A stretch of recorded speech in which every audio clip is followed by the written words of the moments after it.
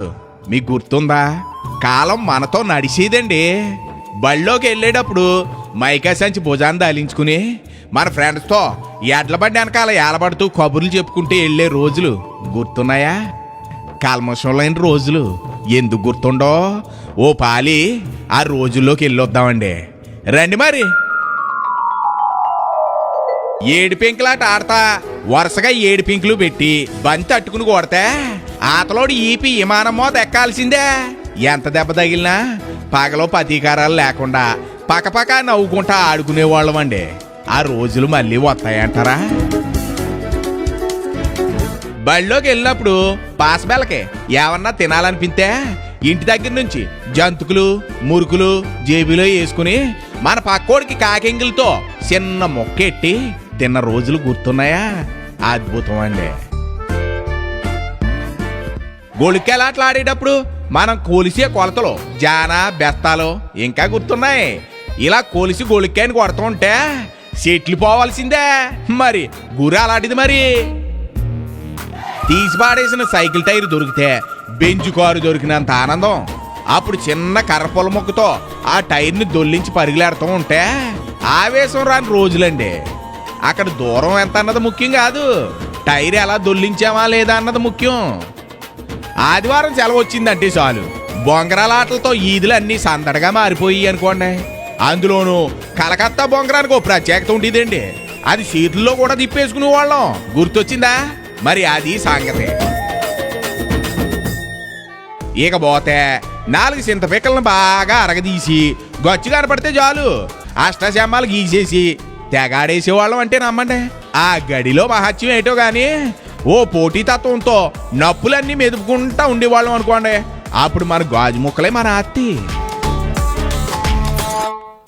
ఇంకా మన ఈదిలో గంట మోగిందంటే బొంబాయి మిఠాయిడు వచ్చాడని అర్థం. అక్కడితో ఆగేవాళ్ళమా ఏటి? వెంటనే వెళ్ళిపోయి వాసీలు ఉంగరాలు గులాబీ పూలు బొంబాయి మిఠాయితో చేయించుకుని చేతికి పెడతా ఉంటే నిజంగా బంగారంతో చేసిన వాటిలాగా చూసుకుంటా మురిసిపోతా తినేసేవాళ్ళం అంటే నమ్మండి.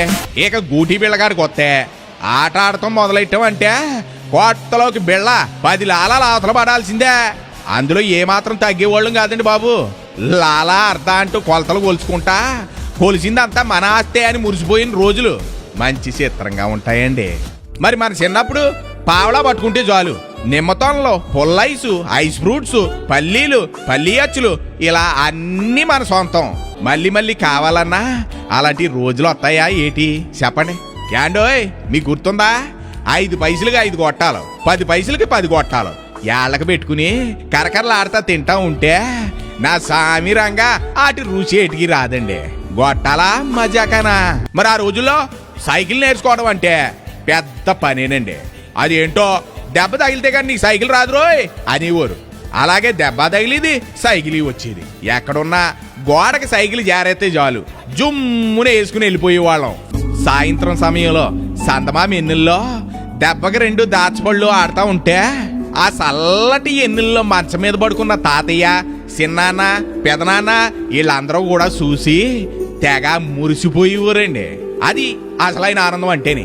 అందుకే మానసిక ప్రశాంతతకు దగ్గరగా ద్వేషాలకు దూరంగానే ఉండేవాళ్ళం, ఆరోగ్యంగా ఉండేవాళ్ళం. ఇగో వీటిని చూస్తున్నారా? వీటి పేరు మర్చిపోయాను గాని గిరగిరగిరగిరగిరగిర దిప్పిలు ఆగుతూ ఉంటే సుర్రు సుర్రు సుర్రుమని విష్ణుమూర్తి చేతిలో సుదర్శన చక్రం లాగా తెగ తిరిగేసేదండి. అలా తిప్పి తిప్పి తిప్పి లాస్ట్ కి నోట్లో ఎట్టుకుని చప్పలంతా ఇంటికి వచ్చేసేవాళ్ళం. ఆ బిళ్ళ పేరు పెప్పర్మెంట్ బిళ్ళ అనుకుంటాను. ఇప్పుడు కార్పొరేట్ స్కూల్ అని గొప్పగా చెప్పుకుంటున్నారు కానండి అప్పుడు కాకులు వాలి చెట్ల కింద ఉన్న పాఠాలు ఇప్పటికీ గుర్తున్నాయండి. ఆ చదువులు మనకి విలువలు నేర్పించే. మరి ఇప్పుడు చదువులు మార్కులు రావాలని నేర్పిస్తున్నాయి. ఆ రోజులే రండి. అప్పటి రోజుల్లో 1 పైసా 2 పైసలు 3 పైసలు 5 పైసలు 10 పైసలు 20 పైసలు ఇవి ఉంటే చాలు మనం లక్షాధికారి అయిపోయినట్టు ఫీల్ అయిపోయి తెగ ఆనందించేసి వాళ్ళం. ఎందుకంటే మన చేతి నిండా అన్ని బిళ్ళలో అచ్చులు బిస్కెట్లు వచ్చి మరి అప్పుడు అయ్యే గొప్ప.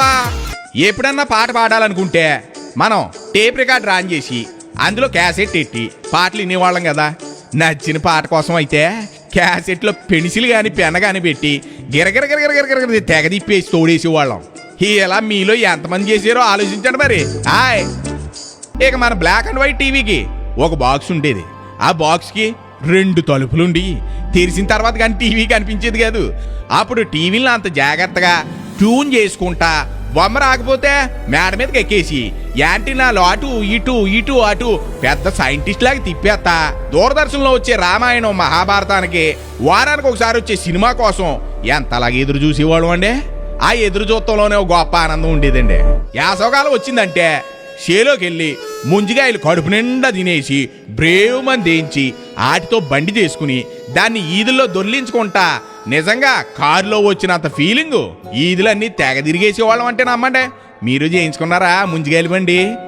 అలా దొర్లించేటప్పుడు పక్కోడికి ఒకసారి ఇమ్మన్నా ఆత్రేపోతున్నట్టు ఫీల్ అయిపోయి ముంజిగాయ బండి ఇవ్వడానికి అసలే ఇష్టపడేవాళ్ళం కాదు కదా.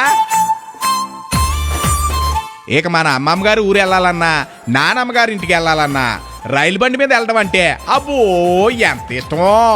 ఎందుకంటే అది గుఫు గుఫు గుఫు మరి పొగ వదులుతా పరిగెడతా ఉంటే ఆడితో పాటు చెట్లు అన్నీ వెనక్కి వెళ్తా ఉంటే ఆ దృశ్యం చూడడానికి ఎంత ఆనందంగా ఉండేదో. ఇక మనం ఎప్పుడన్నా పాటలు పాడాలనిపిస్తే ఓ రూపాయి పట్టుకుని వెళ్ళి పాటల పుస్తకం లుటుక్కును కొనుక్కుని తెచ్చేసుకునే వాళ్ళం. నిజంగా మన స్కూల్ బుక్స్తో పాటు వాటికి అంత ప్రత్యేక స్థానం కూడా ఉండేది. మరి ఇక దీపావళి పండగ అంటారా 5 రూపాయలు ఎట్టి తుపాకీ కొనుక్కుని అందులో 10 పైసలు ఎట్టి టేపులు కొనుక్కుని పేలుస్తూ ఉంటే మనమే నిజమైన పోలీస్ ఆఫీసర్లాగా ఫీల్ అయిపోయి ఆనందించిన క్షణాలు మా గొప్పయండి. ఇలా చెప్పుకుంటా పోతే ఎన్నో జ్ఞాపకాలు అన్నీ పదిలం. ఏండోయ్ ఏటి ఫ్లాష్ బ్యాకింగ్ లోకి వెళ్ళిపోయారా? ఇదిగో అప్పుడప్పుడు ఇలాంటివి గుర్తు చేసుకుంటేనే మనసుకి ఆనందం ఉంటది. మరి ఇక ఉంటానండి.